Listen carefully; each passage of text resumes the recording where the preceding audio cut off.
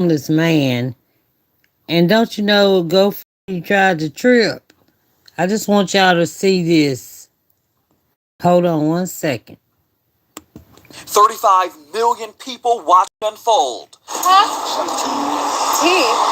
This fashion student was vlogging in D.C., minding her business, when a homeless man asked her for some hot tea. Say hi to my TikTok. She went above and beyond, got him food, booked him a hotel, even picked up the cancer medication that he couldn't afford. Now she's only talking to the Shade Room about what's been happening. So I spent like almost $3,000 that same day on my credit card. And after raising over $400,000 on GoFundMe to help him, there's nothing to show for it. Something is off about here. We went straight to GoFundMe for answers. Where is the money? And why attorneys are now getting involved. So I certainly think it's racially motivated. I'm Justin Carter. This is TSR Investigates.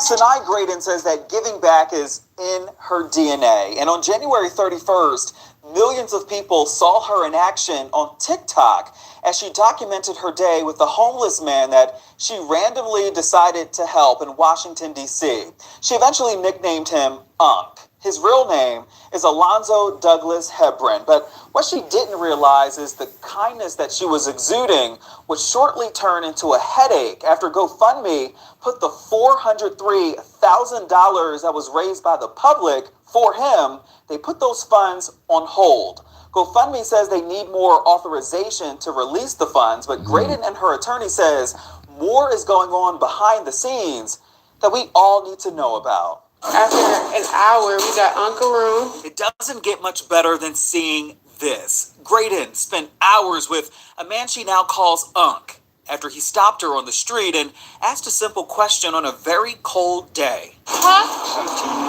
Tea. Some hot tea? Yeah. Damn. From where? I'm walking to Trader Joe's. You want to walk with me? Trader Joe's? Yeah. Oh, yeah. Yeah. Okay. And we can stop by Starbucks or something. A green tea turned into a room key. She booked him an overnight stay at a hotel just because. This is your keys, Unc. I want you to enjoy yourself. Check out 11 o'clock. Here, give you some money. Okay. You got my number, right? You gonna be good?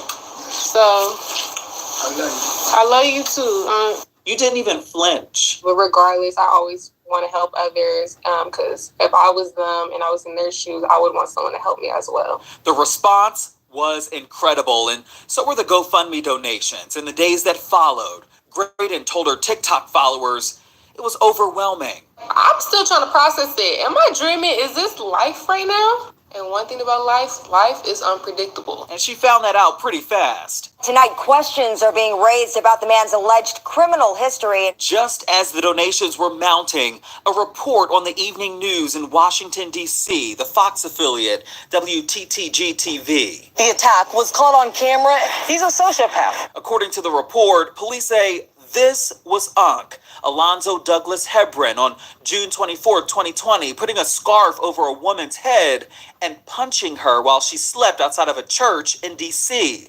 They even interviewed the alleged woman. I'm speechless. I do not understand how a human being can act like this. Kudos to the woman who did this. She meant well, and I do applaud her for that. I know it was a lot of work for her to do so. But portraying him as something he just simply isn't. Graydon says she had no idea, as Alonzo was on a path to turn his life around.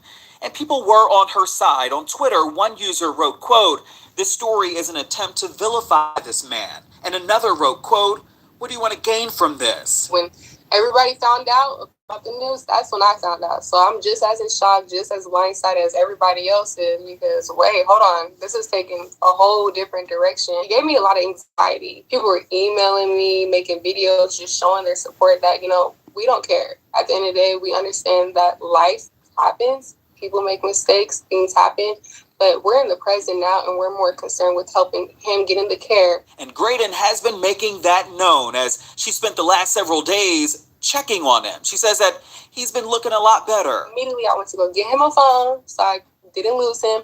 Went to go get him some clothes, some, necessities that any human being that would need that he didn't have. So I spent like almost $3,000 that same day on my credit card. But last Saturday, she revealed another blow. The $403,000 raised on GoFundMe was put on hold. Like, it won't let me take any money out. She says the goal has always been to either set up a trust for Alonzo or transfer the GoFundMe dollars into a bank account for him. She's been working with her attorney to make that happen. She says, though, when she launched the campaign originally, she had to use her own information. So I put myself, do you know why? I didn't know Alonzo's last name. He don't got no ID.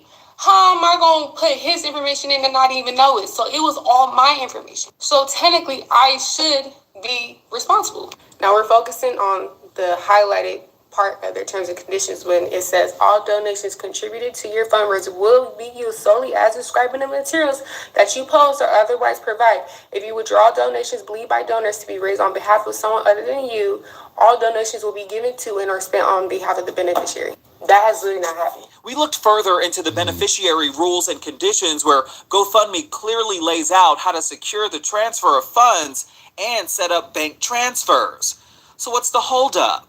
Graydon's attorney, Nail Benjamin, is trying to figure that out. What they've done is they pieced together two different provisions, and the most critical provision that they focus on is the one that addresses concern of fraudulent activity or illegal activity. So they have essentially insinuated that they have concerns of fraud or illegal activity with respect to Sanai's account, with respect to Sanai's fundraiser, and with respect to the fundraising activity. Benjamin sent us this email chain he's been having with GoFundMe asking to be connected with their legal team. The customer experience team declined, but did vow to work with them to move the process forward, claiming that they could only release the funds to Sanai if, quote, they establish contact with Alonzo, and Alonzo provides ID and permission for Sanai to withdraw funds on his behalf and declares understanding of how Sanai will use funds to benefit him and or how she will transfer money to him outside of GoFundMe. They also went on to say, quote, that our terms of service are designed to ensure that beneficiaries like Alonzo agree with how the funds raised for their benefit will be managed and dispersed. I could find that to be not just offensive and unfounded, but certainly odd and arbitrary that they would find any basis to connect fraud or illegal activity to this very selfless act. The common denominators here are you have two African-American people that are connected to this account. Sanai is the organizer. Alonzo is the person who's going to receive the benefit of the fundraising campaign, and it's to the tune of almost $500,000. And I can't identify any other basis upon which they would implement this process when their terms of service requires and frankly mandates a different course of conduct. So I certainly think it's racially motivated. But GoFundMe, they say otherwise. In an email to Benjamin, they said in part, quote, that we respectfully disagree with your contention that we have deviated from our terms of service in any way, or that we have treated Sanai or Alonzo differently than we would treat any other organizer or beneficiary under similar circumstances. We too at the Shade Room got a statement from GoFundMe. It says in part, quote, that our top priority is protecting the generosity of our donors, whether it's in response to natural disasters or in cases of those experiencing challenging times. We work with organizers every day to safely deliver funds raised on their behalf to beneficiaries in accordance with our terms of service. As is our standard practice and outlined in GoFundMe terms of service, we may temporarily hold funds raised that they can be delivered directly to an intended beneficiary. In those instances, donations remain safely held by our payment processor partners until the correct beneficiary is added to the fundraiser or another distribution plan is agreed upon between the organizer and beneficiary, as is the case here. Any suggestion of reasons otherwise are unfounded and false. Once a bank account is added and verified by our trust and safety team and payment processors, funds can then be transferred, end quote. As for Graydon, she says right now her focus is working with GoFundMe, trying to get an identification card for Alonzo so she can get him those funds, set him up for success, and move on with her life. She says if anybody who donated wants a refund, they can get a refund. She says in the future, she'll likely not use GoFundMe as a crowdsourcing option. She'll use another platform, so this will never happen again.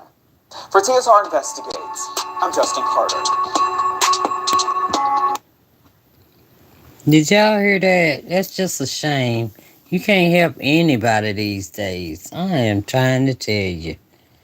And that'll be my last story for today, at least, about, this kind of stuff. Because it irritates me and makes me so mad. So mad.